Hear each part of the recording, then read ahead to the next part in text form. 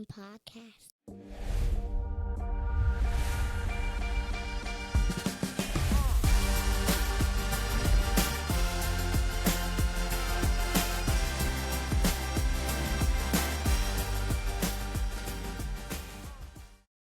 All right, so today I want to just piggyback on an episode that we just dropped about Soma. This is important because when I read this book, Brave New World by Aldous Huxley, many years ago, the one thing that stuck to me or that stuck out to me was the concept of Soma, right? And as I did for the breakdown earlier, or the deep dive, as AI likes to call it. Really, it's like this distraction drug that is used to maintain what they call like pleasure in society. So it inhibits you or it keeps you from being able to think critically because you're constantly just being like, oh, everything's fine.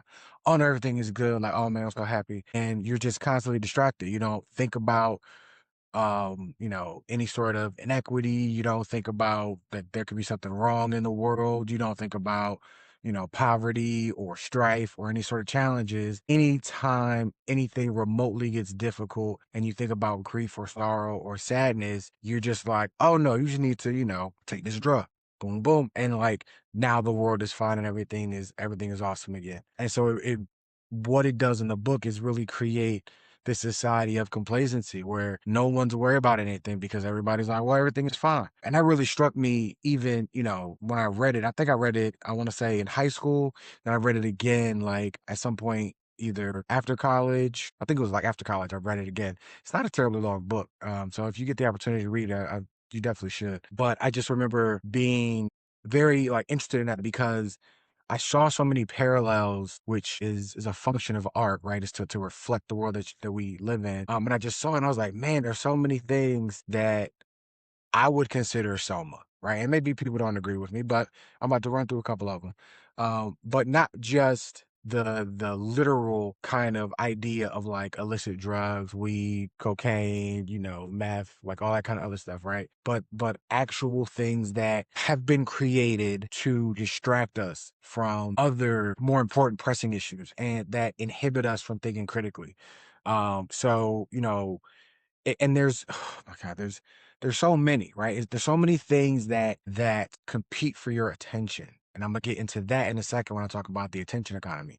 There's so many things that compete for your attention that aren't necessarily worth your attention. There are other things in the world that everyone should be focused in on and paying attention to, and yet somehow we're constantly being distracted, or we're constantly allowing ourselves to think about or spend time and energy about these other things that really don't matter. One of the big things, because I'm a sports fan, if you will. Kobe, LeBron, Jordan. I'm not here to give you my take on it because it doesn't matter. What I'm here to tell you, though, is that is like a form of Soma.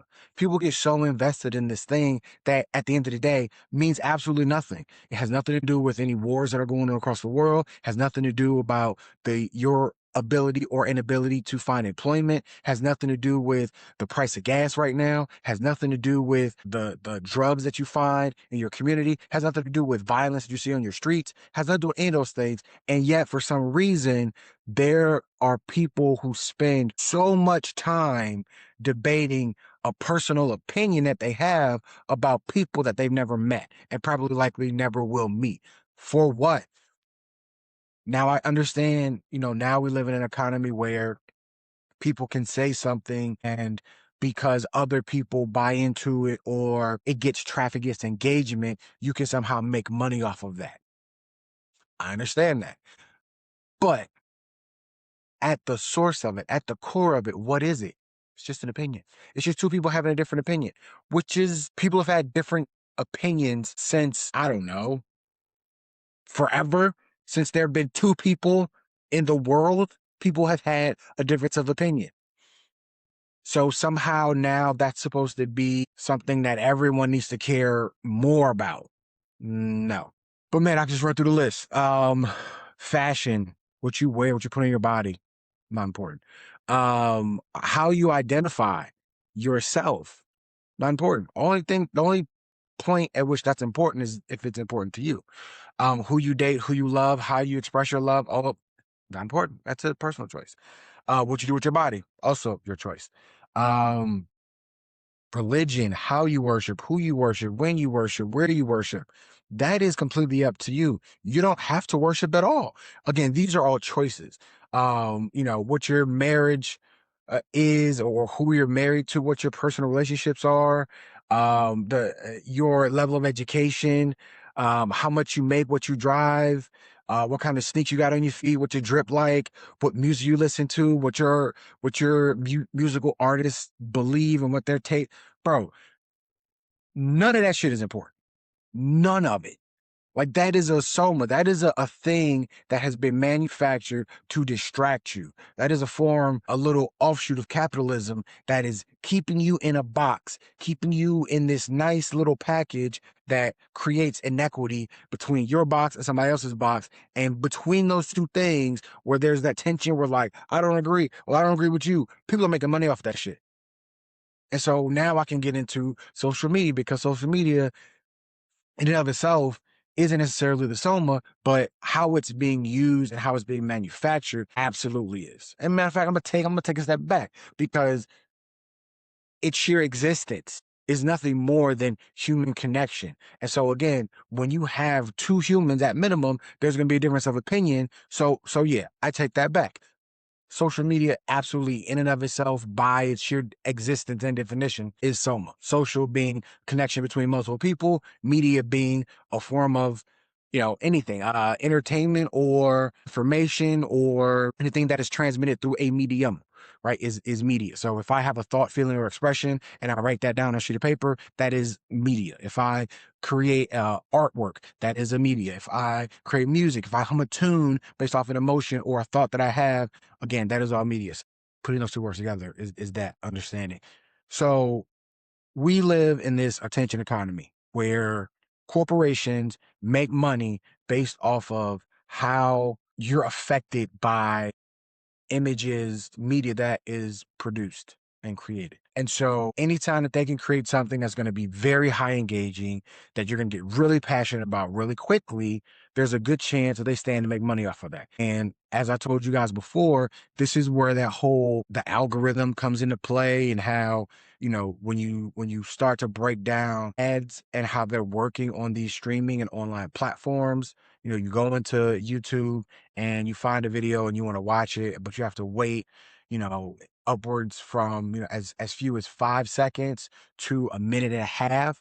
That all correlates to how popular that content is and how much people are looking at that content at a given point in time. Because then they factor in, oh, well, if a lot of people are looking at it, a lot of eyeballs, that means if I get my brand out here, there's a greater likelihood that somebody's going to, look at that and say, oh, I would like this product or service. And so now they go to it. So they're willing to invest and spend the money to be able to get in front of your eyeballs for that 5 seconds that you might see them, because that might translate into you going to their website or you going and getting their product or service. So again, we live in this attention economy now, and that's how it functions. And so in order for people to be able to monetize their thoughts, feelings, and opinions, they have to then create content that is going to engage you on a very emotional level. It's going to get you and hook you in immediately and make you feel these really strong feelings. But again, all that stuff is really soma. And right now we're in this really big political soma kind of cycle where, where the fact that we have such a polarizing political scene right now is not by accident, because again, people are making money off of that the entire time. The fact that you have all these extremes of your extreme right or your extreme left, there's people in that are making money hand over foot just by creating content that speaks to either your fears or your aspirations or your dreams of what a utopian society will look like, whether that's going to be at one extreme or the other. They're creating content and generating revenue based off of that, because all they need you to do is just to turn it on for a couple seconds. And I understand I'm not immune to that. I'm participating in this same economy as I speak to you right now. Only difference is I give no fucks if I make any money, which some people will say, yo, that's fucking stupid. But then my counter argument to that is that's just you thinking like a capitalist. If the information is out here for people to better themselves Who am I to sit here and say, oh, the only reason I'm going to give you this information is because it puts money in my pocket? Now, some might also consider, well, you just being altruistic and all that kind of other shit. Possibly. But you know what? If I die with all this information and knowledge and I have not given it to the next generation, then I feel as though I have held an entire generation. I've held humankind back, right? And why would that be my responsibility to inhibit or to keep the world from moving forward by keeping this information to myself? But for financial reasons? Because what does that mean? If I like to use this analogy a lot. I think I said it on my last episode. If I'm in the desert, right? I've been in the desert for 3 days. And obviously it's hot in the desert, right? And I I've given an option. I can have one or two things. I can either have a gallon of water or I can have $1 million. Which do you think I would pick? What is going to aid me in my survival? Now, for the rational thinkers out there, a gallon of water, right? Because if I've been out for 3 days, the chances are dehydration is going to kick in, might die, all that kind of shit, right? If I'm hydrated, can live a little bit longer. $1 million, that'd be great to have $1 million to spend where? I'm in the middle of the desert. I'm not buying anything. There's no way to make a transaction. I have $1 million. I would be a dead person with $1 million. That's how I look at the world sometimes in life. And our role in it is, do we want to die with just having all of these things? Or do we want to die knowing that somehow we contributed to the improvement of the life that we were able to be part of? I choose to improve. I want to make sure that people around me are better off because I existed. And not just because I was able to financially reward them and put them in a better financial space. That would be nice. But because I did something, or I helped to uplift people. And I think in order to do that, you can't get so absorbed into all of these things that distract you constantly. People that know me know I don't care about many things other than like helping other people. I can be wrong about an NBA athlete. I could be wrong about your favorite entertainer. I could be wrong about a movie. I could be wrong about certain things. I could debate them and argue them passionately, but at the end of the day, is that going to be a hill that I died on? It's like, no, I'm a diehard this person fan, or I'm a diehard this, and you can't take that from me. I will fight anybody for that. No, talk to my family to defend my family, make sure my family's safe.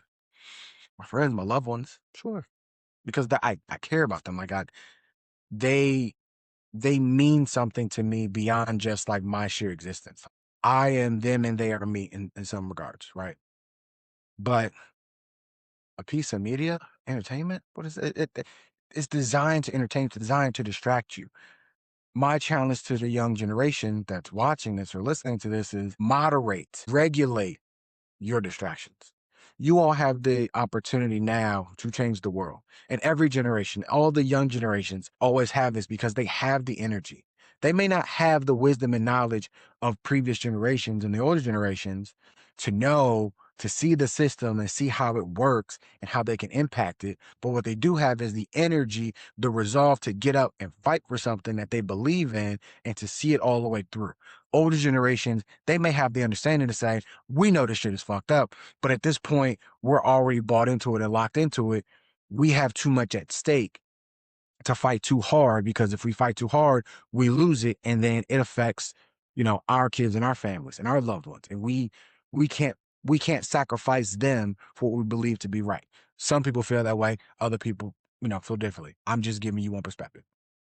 But for the young generation, before you guys have too much to lose, you have all the fight, all the energy. You just might not have all the knowledge. Again, that's where this podcast comes into play, where it's like, I want to give you guys the knowledge while you guys are still young enough to be able to do something with it positive that's going to help improve your situation and get you guys where you guys are trying to go. Am I trying to create or breed revolutionaries? No. Maybe if a revolution of thought and how you perceive and see the world, yes. But in terms of going out and doing something and, protesting or activism, that is a choice that you have to make. And that is something that you have to be well researched in and have the conviction to actually do. It's not my place to tell you how to live your life. Again, I'm just sharing with you things that I've learned over, the course of my lifetime. So now to bring it back to Soma, these distractions are by design putting money in the pockets of corporations, right? Because again, these corporations are the ones that own and control all of these different things.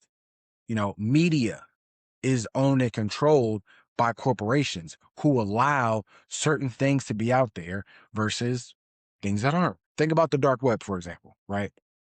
You have the internet, a lot of controls on that and how you get access and bandwidth and all this other, all this other shit, which side note, bandwidth is a made up thing, but we won't get into that. So you also have the dark web. So things that are not allowed on the internet, which again, last time I checked, the internet is just connecting computers.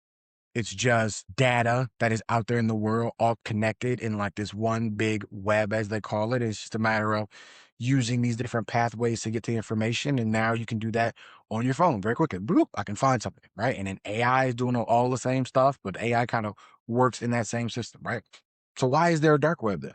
Why is there a different space on the web for information and things that is still data, still information, but somehow this has been ruled or this has been deemed not appropriate for everybody else to know about, right? So again, there are controls even with that. So even if you're looking at a YouTube video or if you're watching something on a streaming platform, know that someone is controlling that. Someone has to say yes or no to allow those things to be on there. And just like, if I were to play music right now on here, it would get chopped by YouTube because that goes against their policy for um, copyrighted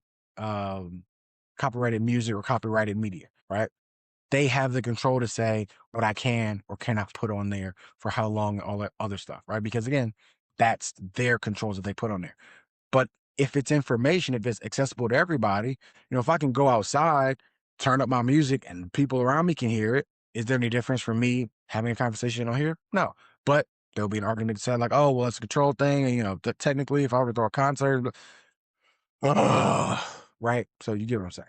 So know that even the stuff that you're consuming has some level of control. And again, someone makes money off of that as well. So even things that you may think are like, oh my God, this is like groundbreaking or like da da da. These are just things that are allowed to be on there. There's a bunch of stuff that's not allowed to be on there.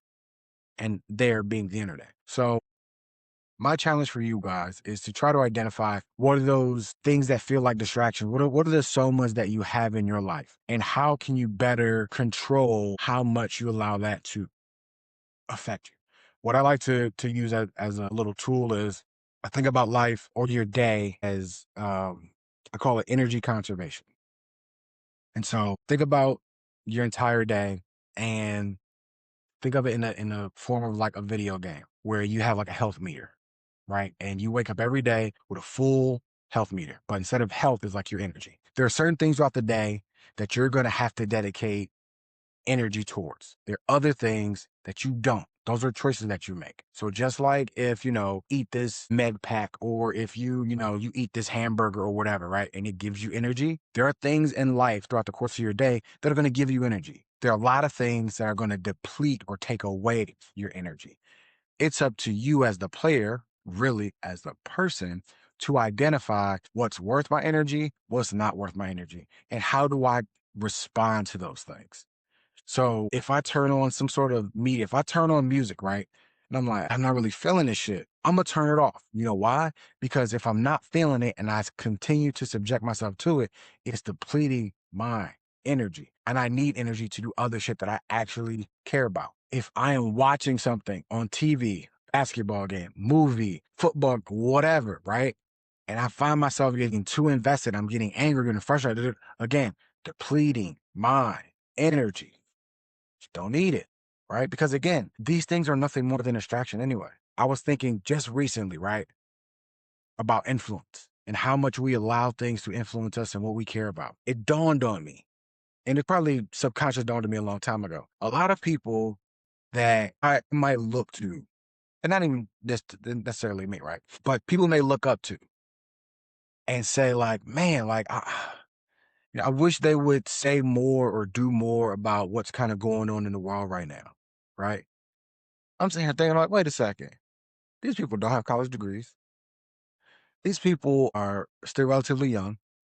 These people have not experienced life in the same way that I have. Now, maybe they've experienced certain aspects of life that I can't relate to, but their contribution is only narrowly like in this little space. And so they don't have the tools, the capability to really speak to things that are outside of their frame of reference, right? So it's funny that a reporter might ask a star athlete about politics.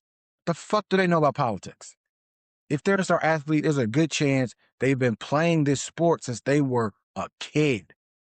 That has been their entire focus is this sport. And like I said to you before about going pro, the amount of time, energy, and effort you have to put into that to even get to the highest level is damn near all consuming.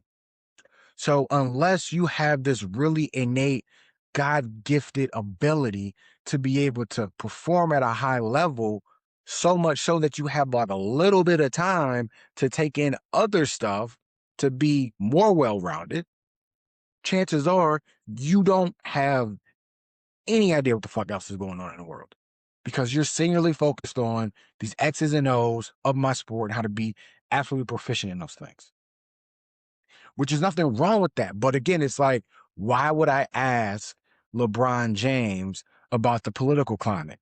LeBron James did not go to college first of all, didn't go to college, period. Second of all, didn't go to college as a political science major, has not been a senator, has not been a congressperson, has not held public office. With all due respect to LeBron James, his opinion is no more different than my opinion. But at least I've gone to college. At least I have gotten an advanced degree. Like I understand the workings and the systems maybe in a different fashion. That's not to say he doesn't have people around him that can inform him. That's not to say that he doesn't have access to information the same way I do. But it's like, why would I hang on his opinion versus my own? Why would I even care? If he's talking about basketball and the best system and how to train to be a basketball player or what it takes to be good at basketball, absolutely I'm locking in. He is a professional in that space. He is the professional in that space. Not politics, not geology or, physics. I'm not going to talk to a tennis player about going to the moon. I'm going to talk to astronauts and astrophysicists. And so again, I say all that to say, right? We have to be very mindful of how much energy we give to things. There are things that are worth our time. There are things that are not. And right now, you guys are in a very critical and important time. That transition from being a child, knowing nothing, into being an adult who's now on their own, figuring out how the world works and what you need to do to navigate it, that is a crucial time. That is such an important time. And again, as I've told you guys from the beginning, one little mistake, one very small, innocent, critical mistake can set you back significantly.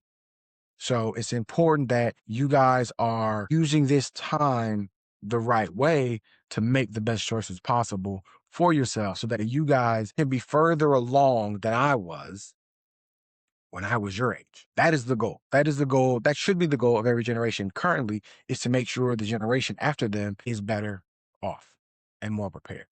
That is my contribution to society at this point in time, and it has been for some time now. So with that being said, that's been another episode. Holla at y'all. Peace. Thanks for listening to another episode on Life's Hidden Curriculum Podcast. Please don't forget to like and subscribe on YouTube as we're on the road to 10,000 subscribers. If you like this content and want to support, head over to the website, lifeshiddencurriculum.com, and click donate. Also, I'm always looking for guests to share their stories, especially if it can help the next generation. Hit me up using the contact link. Thanks again, and stay tuned for more.